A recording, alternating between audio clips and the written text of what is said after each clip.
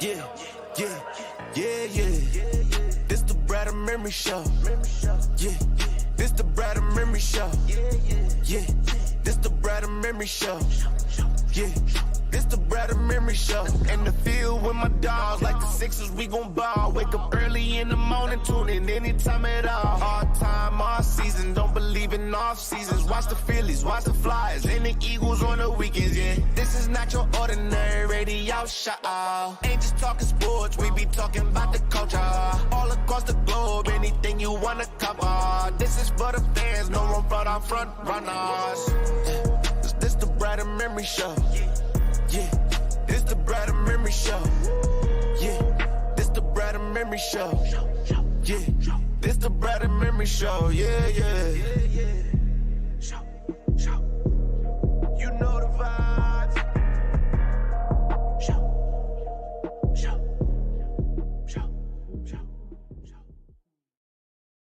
Yes, sir. You know the vibes. Brad and Show. Marques, Brad, just memory. Yo, you never realize how much you can get done in 2 minutes until you start doing a show.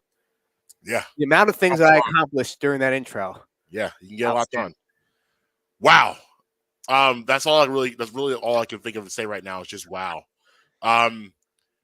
It's funny, as that game was ending and the final buzzer goes on, obviously we're going to go through the whole thing, but as it was ending, I was reminded of Rocky 3. You hit notes on that phone call I've never heard you hit before. Yeah.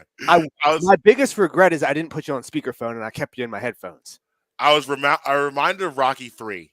Rocky 3 is the first Rocky where Rocky Balboa does not fight Apollo Creed. He's fighting Clubber Lang, Mr. T. And the whole narrative throughout the whole film is, Rocky's become this rich, powerful guy, and he thought he was this great fighter. But little does he know, Mickey is setting him up with tomato cans. He's setting him up with these easy opponents. On top of that, Mr. T is terrifying. And Mr. T is hungry. Mr. T wants it. And Rocky knows that. And there's a scene in the ring where after finally Rocky admits to Adrian that he's afraid to fight him, he goes through the training with Apollo. He gets in really, really good shape, kind of adopts a new style, and he has that second fight after he gets knocked out. The first time he gets knocked out, partly because, Mickey had the heart attack. He was a little worried about that. But secondly, because he was terrified. So the second fight, Mr. T hits him a couple times, and Rocky starts just taking the punches and saying, come on. And all of a sudden he looks at Mr. T and goes, you're not so bad. You're not so bad. That's how I feel about the Boston Celtics right now. You're not so bad. You're not so bad.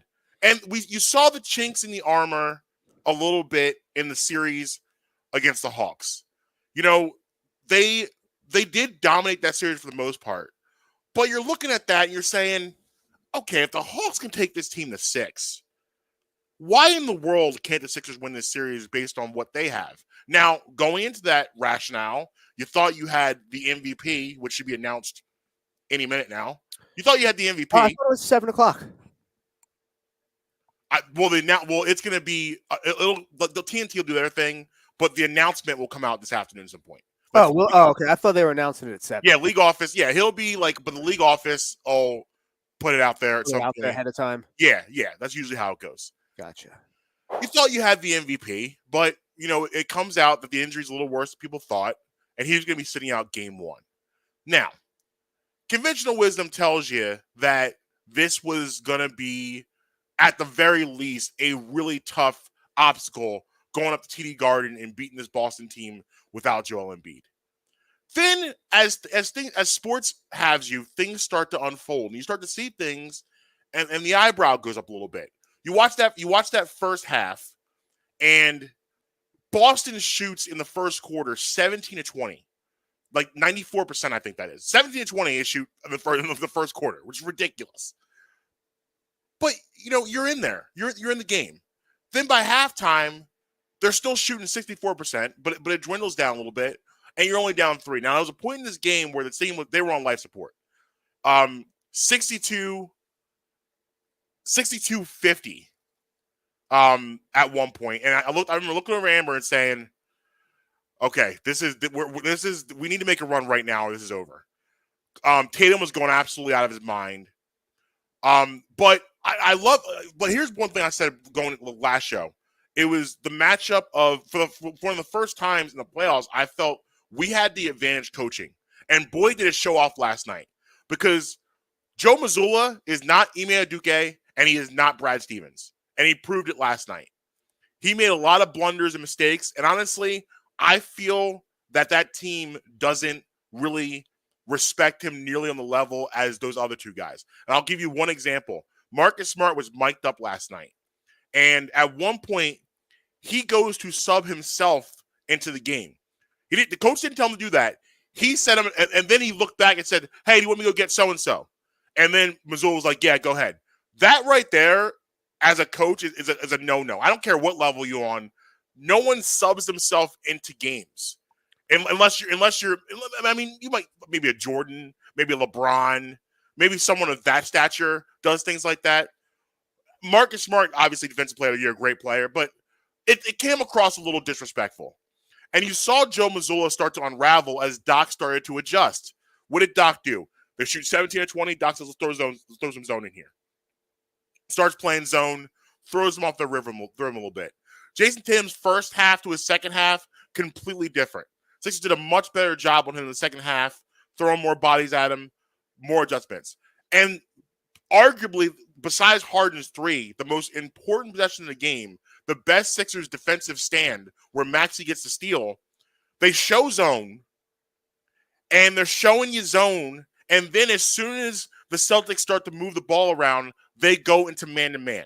So it totally put the Celtics offense in complete disarray. That's coaching. And Doc gets a lot of heat from a lot of people, but man, did he coach his ass off last night. And he is a huge reason for his success.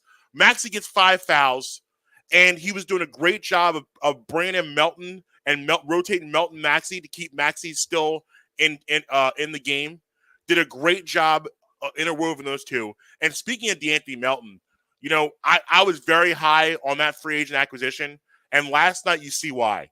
He is really, I mean, he is a big reason why they were able to stay alive in that first half. He was 5 for 3 in that first half, and they needed every one of those threes to stay in that game. Every one of those threes. He was absolutely sensational defensively also. It was just a display of who the Sixers are now. And PJ Tucker, you know, listen, PJ Tucker does a lot of things that are not going to show up on the stats. But if you guys don't understand now how important he is to this team, I don't know what to tell you. The picks he was setting in real time. How often do you hear a commentator talk about picks? Never. But PJ Tucker's picks were so massive. I mean, I thought Marcus Smart was having a heart attack in the middle of the game. And that's directly from some picks that PJ Tucker was setting on him and constantly getting Harden free. Like, Harden's game is predicated on matchups, and it's predicated on guys knowing how to get him to the right matchup. They absolutely abused Al Horford last night. They absolutely abused him in the pick and roll, and that was the goal. And like another thing Doc did, Doc, after the missed Tatum free throw, does not call a timeout, goes right down the court because he knows if they call a timeout, they're going to double Harden. He wanted Harden with the ball, which is, of course, what you want. What does Harden do? Harden gets off the matchup, gets into the Al Horford matchup, and abuses him for the game winner. You know, there was a moment when Boston takes the lead off 2 offensive rebounds, and I'm sure a lot of you guys have seen it out here now. PJ Tucker absolutely lambases Paul Reed, but this is what you were missing. This is what good teams need. Doc Rivers said in his press conference, you know, good teams have to have tough conversations. To be great, you're going to have tough conversations with people, and that's what that was. And that's what this team has been missing, is those type of people that are willing to do whatever it takes to get the job done.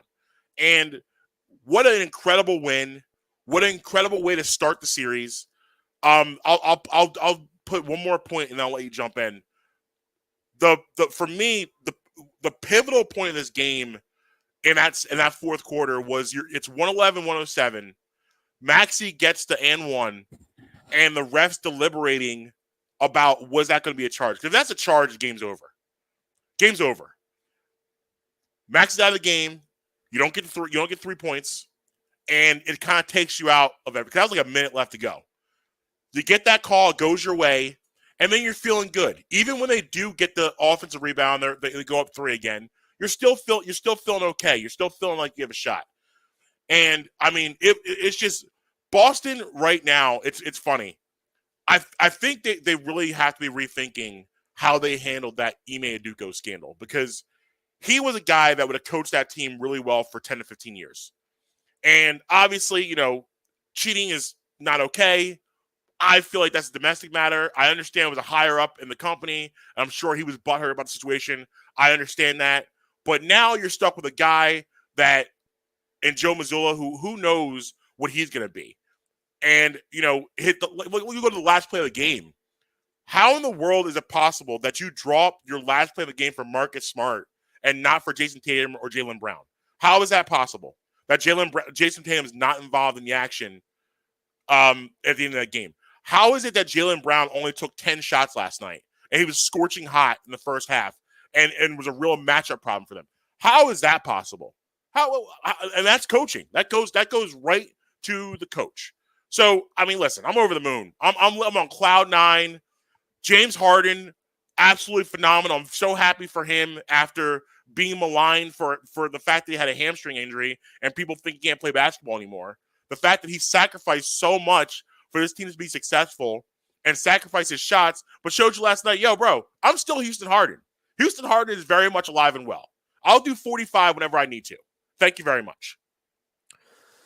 Yeah, yesterday was a great day. The only thing that didn't go according to plan yesterday was my bets. Besides that, it's all right. It's all right. We're still on the hot streak. Still riding the hot streak. That's good. Still riding the hot streak. Yesterday was a little blip, but the rest of the day was solid. Other than the fact that Taiwan Walker is awful, but we'll get to that on a different episode. Yeah. Yesterday was my mom's birthday, so we had happy birthday, Mom. Yeah, had dinner for that. Then nice. That bled into the Sixers. And a couple things to take away from that. First off, I thought the officiating was awful. I would agree with you. I don't think it was bad enough to the point where I would have blamed a loss on it, because I thought it was equally bad on both sides. And I mean, if you're gonna suck, at least suck both ways. Agreed. And they did. Like, don't suck one way and then be good the other way. Like they were equally bad across the board.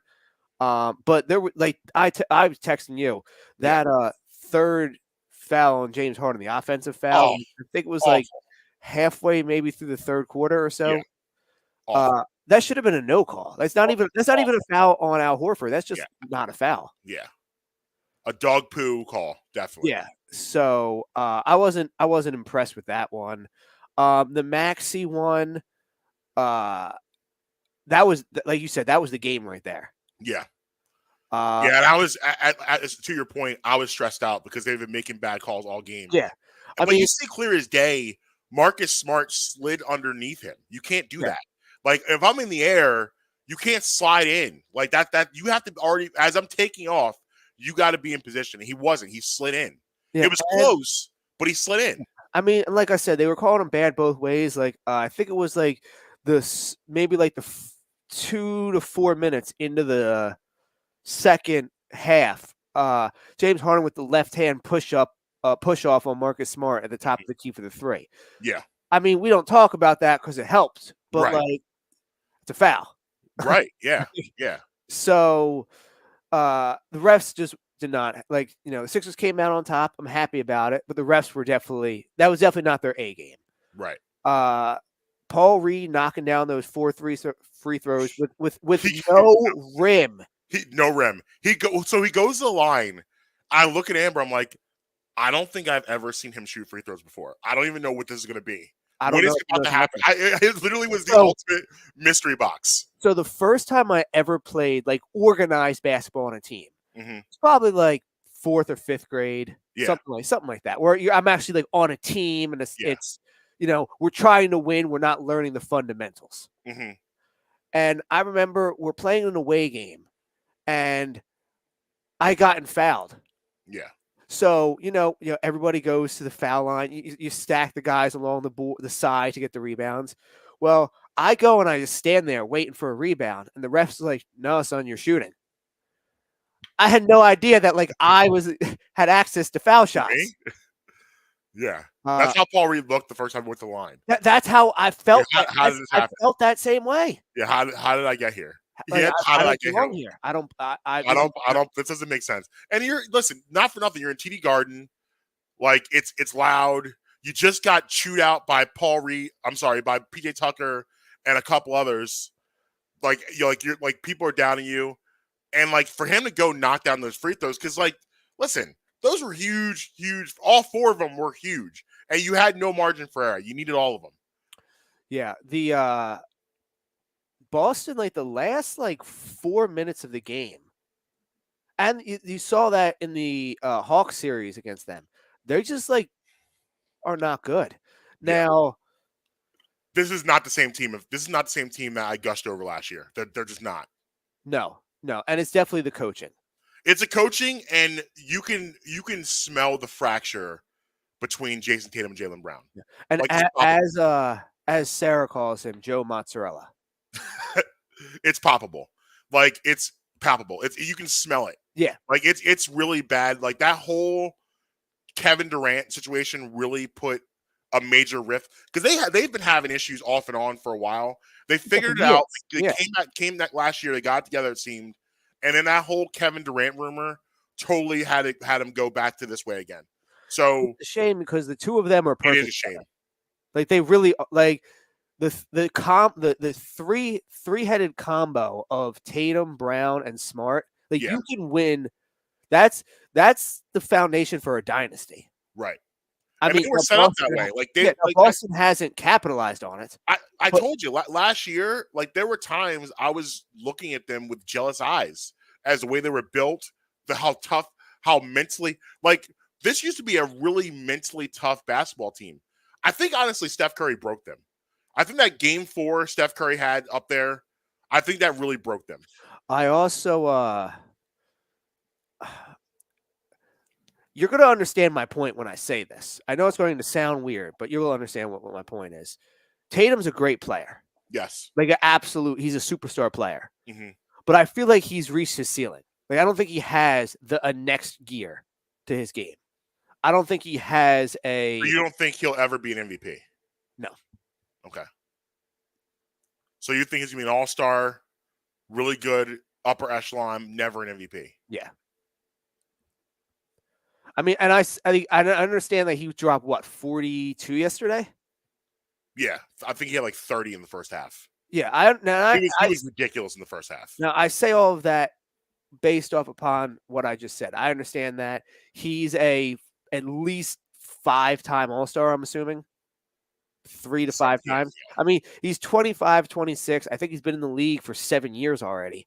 I'd have to assume he's made multiple All-Star games at this point in time. But I don't think that he's... I'd like to see him grow up a little bit. I think he's still a little immature. It kind of reminds me of Joel Embiid pre-Toronto Raptors series 2019.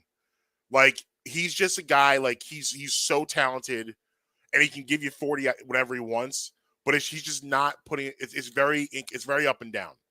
Like, he's not going to dominate like this every night. And that's kind of what people have been waiting for him to do, is just dominate every night. And he doesn't. Oh, God, I feel like Shaq saying that. But he doesn't. He doesn't do that every night. Yeah. So maybe, in a couple years, maybe he gets together, and you would think the way he performed in the finals would have been the wake-up call. Because for Embiid, it was the 4 bounce.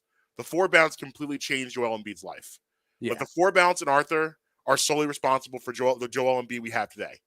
Like, without the 4 bounce and without Arthur, I don't know if we have the Joel Embiid of the MVP that we have today. I think those were very important. After those moments, he changed his diet. He changed the way he did it pretty much everything. And that's how you got to where you are today with him. By the way, Tatum's a 4-time All-Star.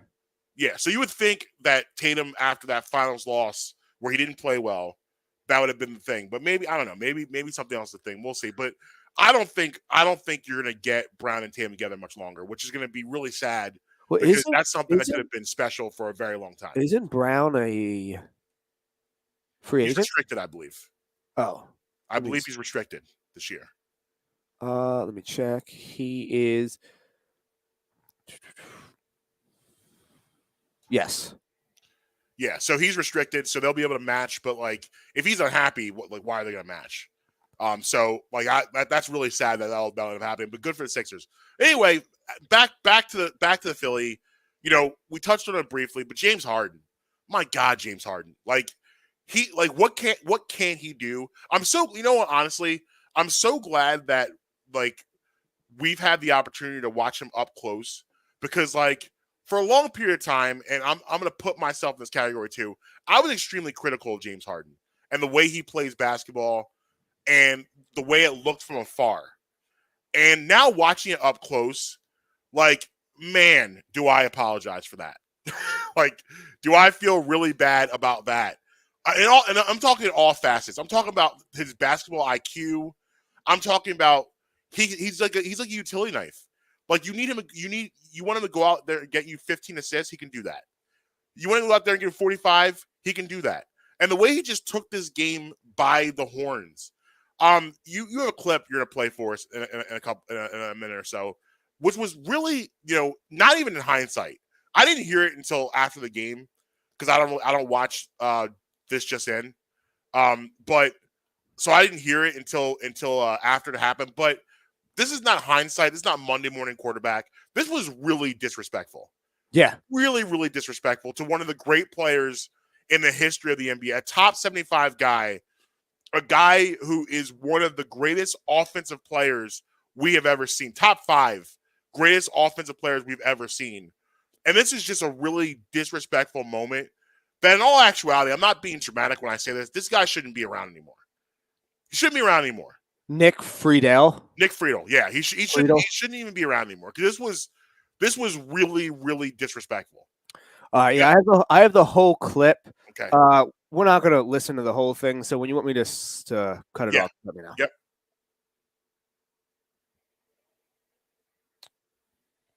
All right, if it wants to play.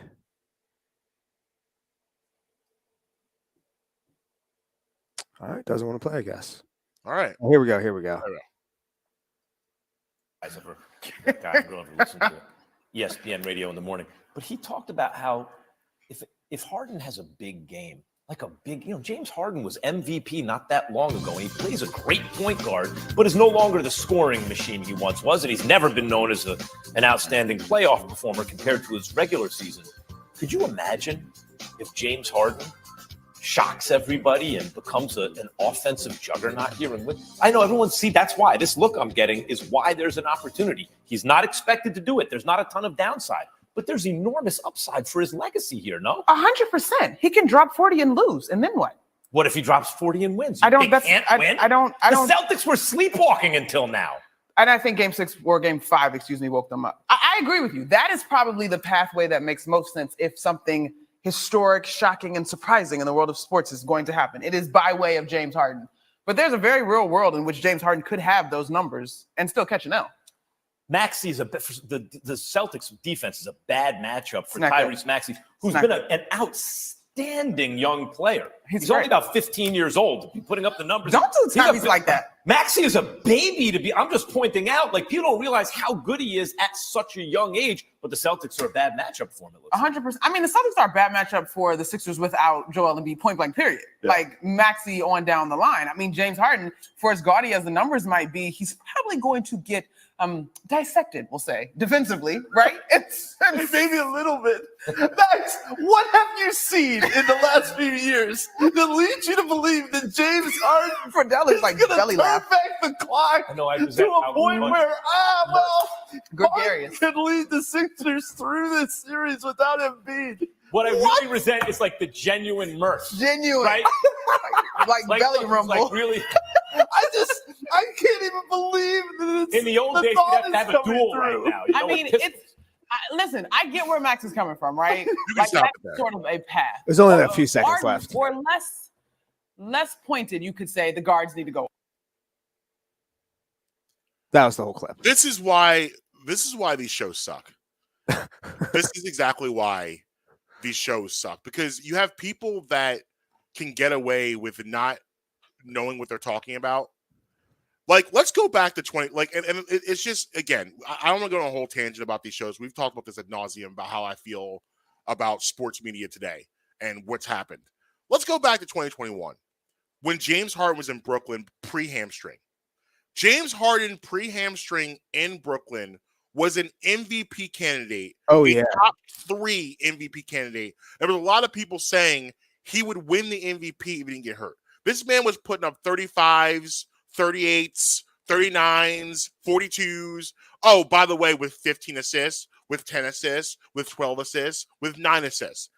Every night, he pops his hamstring, comes here in the middle of the season with no training camp. He's obviously out of shape because of the hamstring. He can't really work out. And you saw he was not healthy last year. He's been healthy all year. He's had the little Achilles hiccup, but he said, I'm not feeling Achilles anymore. The days off were great. I feel great. How in the world are you laughing off the possibility that James Harden could go off and have a great game? Forget the fact that Sixers win the game. Because Monica McNutt, the other one, I actually like her. She was right. James Harden could go off, and the Sixers can still lose. That's a possibility. But the idea that you would find it humorous that James Harden could give you 30+ is an absurd take. It's ridiculous. It's ridiculous. It's Oh, so hold on. Pause. We have a response from both of them since this game. Have you wow. seen it? No, I haven't. I would love to hear that. I would love to hear what Harden. I have a quote. Wait, before you get to that clip, I want to hear. No. It's just tweets. It's just tweets I'm going to read. There's no. Okay. Well, I definitely want to hear Harden first, but I want to get to. No. It's the 2 people that laughed at him. They've since responded. Oh, Monica McNutt and Mo. She didn't laugh, but Friedel. Yeah, it's both. They've both since responded. Yes. So he said one thing he said I thought was interesting, which is true. He said throughout the entire year, people expect me to be the scoring James Harden and the James Harden that goes out there and gets 40 to 50 points. And then people talk, oh, you can't win like that. And then I'll go out there and get 20 points, 11 assists, and it's like, well, he's not the old James Harden anymore. It's ridiculous. Which one do you want? Like, what do you listen, Joel Embiid is the number one reason that he's responsible for getting the MVP. But 1A is James Harden. James Harden sacrificed his game because he knew it was best for the team. But he's still very effective in the point guard role. He doesn't need to score 40 with Embiid. The other point guard couldn't get there. No. And the other point guard wouldn't have done what happened yesterday for you. No, you were begging him to score 10, 15 points, let alone 45 and control the entire fourth quarter. That's another. James Harden played so many minutes last night. He went back in that game because, listen, and I looked over at Amber. They were tied 87-87 going to the fourth quarter. I said, if they get down by 4, I better see Beard walking to that table. They get down 89-93, and Beard comes flying out at the 10-minute mark.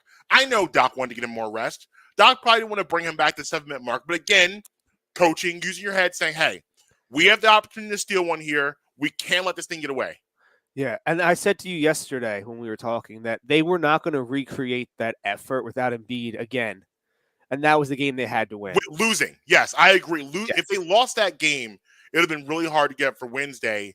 And then what you probably do is you probably bring back Embiid Wednesday.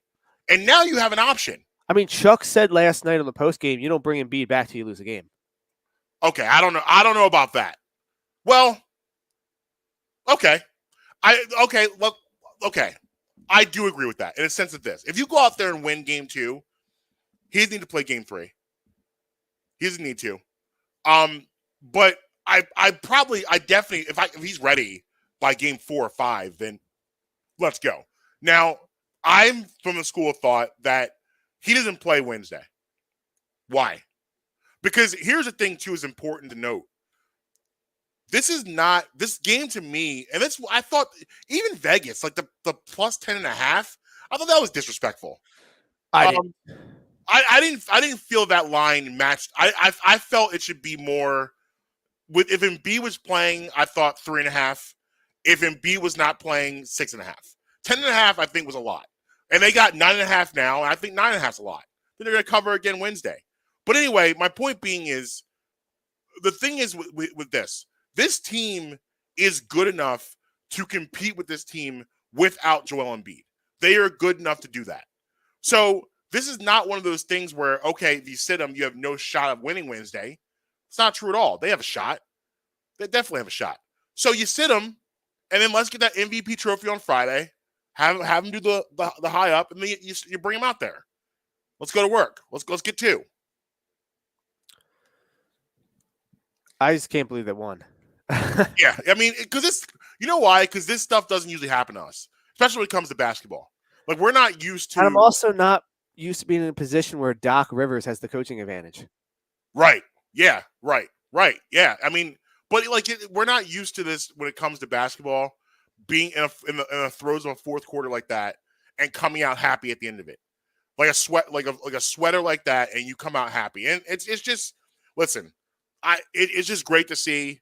You know, you're set up nice. I think something like 80% of teams, after winning game 1, go on and win the series. You're in the driver's seat. You got the home court advantage. Just, you know, you got to protect home court. The out here in 6. Game 3 will be pivotal. Yes. And game 3, listen, Embiid will be getting the MVP trophy. It's Cinco de Mayo. They're not losing game 3. I always worry about game 4 because you're going to have that it's really hard for a road team to go into someone's building that game 3 and get a victory. There hasn't been a home playoff game at the Wells Fargo Center in like 3 weeks. Yeah. They're going to be off the chain Friday night. I'm not worried about that game. They'll be okay game 3. Game 4 is the one you worry about because then the energy, no matter what, it's going to dip down a little bit because you're going to be everyone's going to be so juiced. Caveat. Yeah. They go into game 4 3-0. With Embiid not playing or Embiid playing? Doesn't matter. I think that there won't be any energy dip if they're 3-0, you go, let's get this over with. I mean, I don't think it's going to happen. I think they're going to lose tomorrow. Probably, yeah. I think they'll win game 3. I think it'll be a close game. I think they'll end up losing. They'll be close. Situation that can mathematically occur that you're up 3-0. Yeah. You need to end that on Sunday. They'll probably lose by 5 or 6 Wednesday. I feel it'll be close going to the fourth quarter. They'll give it a run, and down the stretch they won't have enough, and they'll lose by like 5 or 6. That's what I see happening. But I mean, listen, we'll see. If we got this James Harden, anything's possible. Why can't he go out and give me another 40 burger? Why can't he? Who's stopping him from giving another 40 burger? I'm willing to drive him to Vegas today. Yo. Did you watch the halftime show of NBA and TNT? Shaq was talking. I watched it. I don't recall what you're referencing now. Shaq was talking about the game and how the Celtics kind of messed around, and he was like, on today's episode of Mess Around Find Out. Because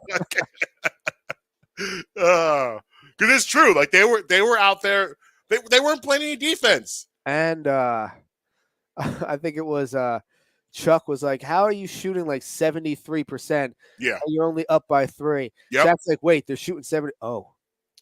Yeah. And that dipped down from 94% to 74%. And finally at the end of the game, listen, you're not going to recreate that percentage. They shot 60% from the field and still lost. That's demoralizing. 60% no of the field in L. I also think, though, that the MVP trophy is going to do wonders to Embiid's ego when he comes back. Oh, man. Raising that up in the Wells Fargo Center. He needs that for himself. Oh, 1,000%. Him raising that up in the Wells Fargo Center. He's going to get it, right? Like, there's no question he gets it. It's no way in the world he does not get it. He's the MVP of the league this year. Unanimous. He's the MVP. No question. I don't know if it'll be unanimous, but it's not going to be unanimous, but like he's definitely MVP. Love it. He got most of the people that you need to hear say he's the MVP. Say he's the MVP, so that's good. Listen, we're gonna take a quick break. Then the Philly Bulldawgs, and then we'll talk about the dogs, Philly dogs. But this show is brought to you by Native. Listen, I gotta tell you, Justin will tell you also. This product right here is something I didn't know I needed. I will say this is easily the best deodorant I've ever had in my entire life. Yeah, that's right. I'm going to say it again. The best deodorant I've ever had in my entire life. And by the way, they also have sunscreen because we're getting that time of year. We're sitting here on May 2nd. You know, it's going to be summertime. You're going to be at the beach. And you should give our friends Native a try. You love the feeling of soaking up the sun this time of year. But with all that time in the sun, you're always worried about protecting your skin. But with Native sunscreen, you can give your skin the protection it needs to soak up some much-needed sun. Native's quick-absorbing, ultra-sheer, hydrating, and lightweight sunscreen formula offers broad-spectrum SPF 30 protection from UVA and UVB rays. All Native sunscreen is made with a 20% active zinc oxide formula that is dermatologist tested and suitable for sensitive skin. All Native sunscreen is made with oils derived from plants that seal in skin moisture and is vegan and cruelty-free. Choose from one of Native's 3 delicious but subtle scents like coconut and pineapple rosé or sweet peach and nectar for your face and body. Or try Native's unscented options. With all Native sunscreen, you get protection from the sun that is free of chemical actives, oxybenzone, oxysate, and avibenzone. Easy for me to say, right? Which makes Native sunscreen compliant with the Hawaii Act 104, which was passed in an effort to protect Hawaii's reefs. Give your skin protection it deserves with Native's mineral sunscreens. Go to nativedeo.com/Bremy or use promo code Bremy at checkout to get 20% off your first order. That's nativedeo.com/Bremy or use promo code Bremy at checkout. nativedeo.com/Bremy or use promo code Bremy. I haven't had a chance to use a sunscreen yet because Mother Nature hasn't been cooperating. Yeah. But that is the best deodorant I've best ever used. deodorant. Now we've discussed my deodorant issues before on this show with other brands that I've had issues with. Yeah. This is it. I didn't know I needed this. It's top shelf. It is top tier. No question, top tier. Very, very happy with that product. I smell like gummy bears all the time now. Yeah, my deodorant, it smells so good. Like it just like I constantly am just give myself a sniff. Yeah, I'm just getting in there all day. And like, I was at the gym the other day, and we've had my issues before where I was like, I put a bunch on right before I go, and it doesn't matter. I still reek. Yeah. No, it smelled like a candy store the whole time. Yeah, it's awesome. It's awesome. Love it. Speaking of awesome, NFL draft last Thursday, and what else can you say? But the blessings just keep on heaping upon us. What I love what Howie Roseman has said. He has said to himself, "Listen, Aaron Rodgers is gone from the NFC. Tom Brady has retired. There is no dominant team in the NFC. So why can't we be that dominant team in the NFC? How about we seize the day and become that dominant team in the NFC?" And the moves the Eagles have made through the draft, DeAndre Swift trade, has assured us that this team will be a dominant team for the next 5 to 7 years. And that's all you really can look at in the NFL in like 5-year pockets. You can't look at it at 10, 12, 15 years down the line. You only look at it as far as Jalen's contract goes. Yeah. Then you reevaluate everything after that. Yep. Real quick, did you see that Jason Kelsey tweeted out James Harden needs to go to Vegas every week? Yeah. Yeah. Listen, whatever he needs to do, let's get it done. But let's get it done. You get Mel Kiper Jr.'s best player in the draft, Jalen Carter, who we said on this show, this very show last week, we said if Jalen Carter is there, no other pick matters. I'm still confused how that happened. I mean, I'm with Micah Parsons. I don't know how you allow the Eagles to get that pick and get that pick in. Well, the quarterbacks pushed down a little bit. Yeah. I think Seattle taking that corner from Illinois. Yeah. That's what messed everything up. Yeah. That was the pick that screwed the whole operation up. So Jalen Carter ends up there. I like the fact that Bijan Robinson was taken off the board, so there was no dilemma. The decision was taken out of your hand. Yeah, exactly. So that was good. And then into the first round, hey, let's go get Nolan Smith too while we're at it. And another guy is going to help them, a 4-3 pass rusher. And it's awesome that listen, it's not rocket science all the time, right? It doesn't have to be that difficult. Hey, here's an idea. The best defense ever. Let's get all of those guys. Best college defense ever. We'll get those guys. And like I told you, there's 4 first-round picks from that team on other teams. Yeah. But the guy, they got the Ringo. Yep. Now, I'll be honest with you. I would have been all over him earlier in the draft had I not. I didn't realize until the start of the second round that he was eligible. I didn't think he was draft eligible yet. I didn't realize he was a redshirt sophomore. I thought he was a true sophomore. So I had harped that I wanted Joey Porter Jr., which I don't take away the fact that I wanted Joey Porter Jr. I think he's going to be a great draft. I think he's going to be a great player. He just feels like a Steeler, and not just because his dad played there. Right. He's the kind of player that the Steelers get. He's probably going to make a couple Pro Bowls in his career, be a great player, and be a solid foundational piece along with TJ Watt on that defense. But like I said, had I known Ringo was coming out, which is probably a bad move on my part, not realizing he was coming out, I would have been all over him. Yeah. This dude's comp is Antonio Cromartie, but like you said, hopefully not with the kids. Yeah. Yeah. On the field, off the field. He's 6'2", runs a 4.3, and he can cover, and he'll knock you off your block if you're not paying attention. Like, he will hit you. Yeah, I like the fact. And he's only 20. He's only 20 years old. I like the fact that I feel that all of these guys, I feel, will be able to help you this year. Like this year, they're all be able to help you. Impact players. Especially not instant impact, because when you put guys on the line, there's a lot less to learn. So like they're gonna be ready to go day one, and then the corner, he'll be able to get some snaps in there. So it's awesome. I mean, you got to assume Avonte Maddox is not going to play 17 games. Right. So he's going to get some snaps in there somewhere. You have a potential vacancy at the safety position. Who knows? Avonte Maddox wasn't a bad safety. Right. I mean, he wasn't a great safety, but he wasn't bad. Right. And a lot of people say that Ringo, if he wanted to, has the size to play safety in the NFL if they needed him to. Right. Now, I don't know if you necessarily want to waste 4.3 at safety, but Slay and Bradbury aren't going to be here for forever. Something to consider. Yeah. It's good to have options. It's like Joe Gibbs used to say about the offensive line when he was in Washington. I don't care if this guy was drafted as a center, tackle, or guard. I put the best 5 linemen out there, and they figure it out. Yeah. Hence the Hogs. Right. So you just put you got a bunch of guys out there. You put them out there, and you figure it out. Agreed. Yeah. I mean, listen. You know how this stuff goes. Everything looks great on paper. You got to see how it plays out on the field, but you got to be really excited for September. I mean, it's really, really shaping up to be a nice run for the squad for the next couple of years. It really is. And like, it's so hard to go back to the Super Bowl after you lose the Super Bowl. We all know that.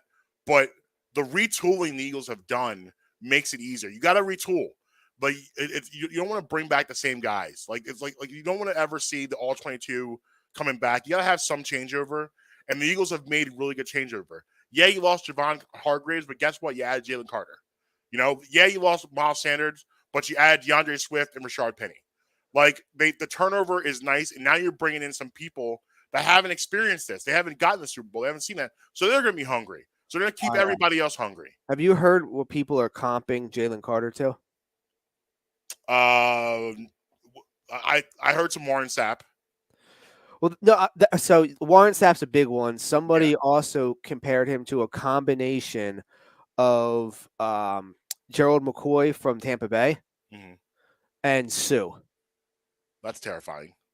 They were like, he has the strength of Sue, but the speed of McCoy. That's terrifying. And he's checking in at 6'3", 323. Wow. Yeah, again, terrifying. And we didn't even talk about it. They got the running back. Yep, DeAndre Swift. Yeah, I mean, and Swift and don't forget Rashard Penny also. Yeah. So the Swift move is basically a freebie. Yeah. Because if they don't re-sign him after this year and he leaves, they get a comp pick for him, which will probably be a 4th round pick. What you trade for him? 4th round pick. So you're basically getting a 1-year rental. And if he blows up, maybe you do re-sign him. Yep. Exactly. And like I mean, you're keeping true to your offense with guys really that I think, Miles Sanders had a good year, but Miles Sanders also was a knucklehead. And like there was a lot of things with Miles Sanders that came like a lot of brain farts on the field. some things that he couldn't do. He was Do inconsistent. you have any concern that Sanders goes to the Panthers and runs for 1,500 yards? No. No. Okay. No. He's a good back. I'm not gonna bash him, but he's not. He's a starting running back in the NFL. Yeah, he's not that guy. He's a good back. Real Before we quick, get out of here, though, yeah, I was gonna say we got about 2 minutes left. we gotta get to Bryce. I was gonna say Because my God, Bryce, the Bionic Man, Bryce Harper. Like you asked me last week, and I was way off on I had the over May 15th. I had no idea that this would. I just couldn't believe it that you could come back from a Tommy John in 159 days. It's insane. He'd be back tonight, actually, and that, what a jolt to that lineup. That already, for the most part, hitting well. Obviously, Trey Turner's struggling right now, but I'm gonna give him the benefit of the doubt. Castellanos is back. Brandon Marsh is tearing the cover off the ball. I think 10th highest average in baseball right now. Bryson Stott's having a great year thus far. And now you're to add Bryce Harper to this, which is awesome. This though creates a little bit of a logjam again in the lineup because now, Stott stays number 1. I'm assuming, correct? Yeah, I would think, yeah. Do you keep Turner at 2? Yes. So then Bryce slates in at 3, correct? Mm-hmm. Are you moving Castellanos down for 4? Or you're moving him down from 4? You got to keep him there, right? You would think.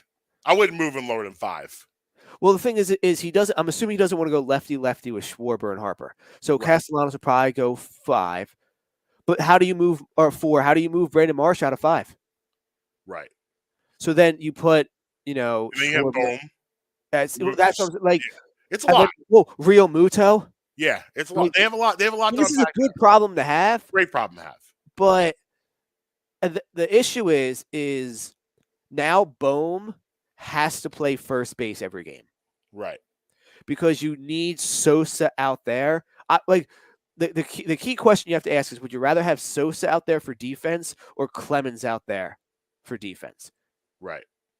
I'd rather have Sosa's playing really well defensively. So I think that when Harper comes back, Cody Clemens, hey, props to him. He's been very serviceable. Mm-hmm. But now Bohm is now your first baseman. Yeah, and Harper at some point will be playing first base also. Like he'll be DHing probably for the next month or so. I think I just want to keep him at DH. I think I want to keep him at DH until he can play right field. And then Castellanos becomes your DH. And don't think for a second that if we have Red October, that we won't be getting back Rhys Hoskins. That's the word on the street. The word on the street is that he is trying to get ready for the playoffs. And honestly, I believe him. I mean, when did he get hurt? March? It was like last week of spring training. August, September. I mean, that's 7 months, but it's not football. If he could DH. No. I do not need another DH on this team. Okay, if he's coming back, you have other guys who can play first base. I don't know if he's like. Listen, he's saying I am going to be back for the playoffs. Does Castellanos play first base? Can he play first base? I don't know about that. That might get a little ugly. I don't know if I want to see that. Because when Harper's ready to go in the field, he's your right fielder. Yeah. And Castellanos cannot play left field. Yeah, I agree. Yeah. Listen, it's an embarrassment of riches right now. I love when everything's. Are we going to have a 4th team in the title this year? We may. I love when things are all flowing and everything's flowing. Game 2 on Wednesday, probably the Sixers lost, but hey, they did what they needed to do. They got the split. And who knows? Maybe they can steal another one. We'll see. Until next time, at Marques Between everywhere. At Justin Emery Show on the Bluebird app. Brad Emery Pod everywhere. BradEmeryShow.com for the merch. And until next time, you can be with us, you can be against us, but never going to stop us. Late.